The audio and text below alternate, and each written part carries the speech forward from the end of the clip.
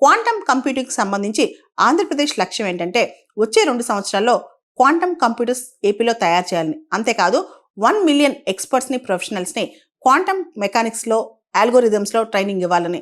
Already 50,000 మంది students, professionals ఈ quantum skilling ఇనిషియేటివ్లో వాళ్ళు రిజిస్టర్ చేసుకున్నారు. ఈ క్వాంటమ్ స్కిల్లింగ్ ఇనిషియేటివ్ అనేది విప్రో, ఐబిఎం వంటి పెద్ద పెద్ద సంస్థల సంయుక్తంగా సహాయంతో జరిపిస్తారనమాట ఈ ట్రైనింగ్ ప్రోగ్రామ్ మొత్తం కూడా. మనం చూస్తే భారతదేశంలో నేషనల్ క్వాంటమ్ మిషన్ అనేది 6,000 కోట్ల రూపాయలతో లాంచ్ చేశారు. ఇది మనం చూస్తే అమెరికా కన్నా, చైనా కన్నా చాలా తక్కువ.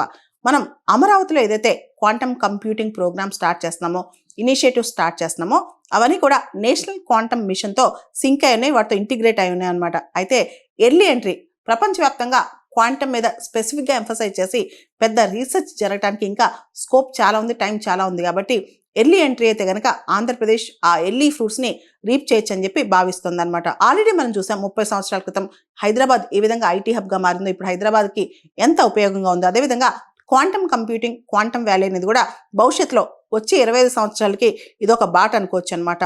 మొత్తం ఈ క్వాంటమ్ టెక్నాలజీ అనేది భవిష్యత్ కంప్యూటింగ్ పవర్నే రెవల్యూషనైజ్ చేయబోతుంది. ముఖ్యంగా పర్సనలైజ్డ్ మెడిసిన్ కావచ్చు, సస్టైనబుల్ అగ్రికల్చర్ కావచ్చు, గ్రీన్ ఎనర్జీ కావచ్చు, ఫినాన్షియల్ మోడలింగ్ కావచ్చు, వీటన్నిటికీ ఉపయోగపడుతుంది అనమాట. కాబట్టి ఏపీ అనేది, ప్రత్యేకంగా అమరావతి అనేది ప్రపంచానికే క్వాంటమ్ టెక్నాలజీలో దిక్సూచి కావాలని చెప్పి కూడా ఏపీ గవర్నమెంట్ ఆలోచిస్తుంది. అయితే ఒక రాష్ట్రం అనుకుంటే ఇంత చేయగలదా, ప్రపంచం మొత్తానికి సర్వ్ చేయగలదా అంటే ఇప్పుడు పునాదులు వేస్తేనే వచ్చే 20-25 సంవత్సరాల్లో క్వాంటమ్ టెక్నాలజీలో ఏపీ లీడ్ చేయగలదు.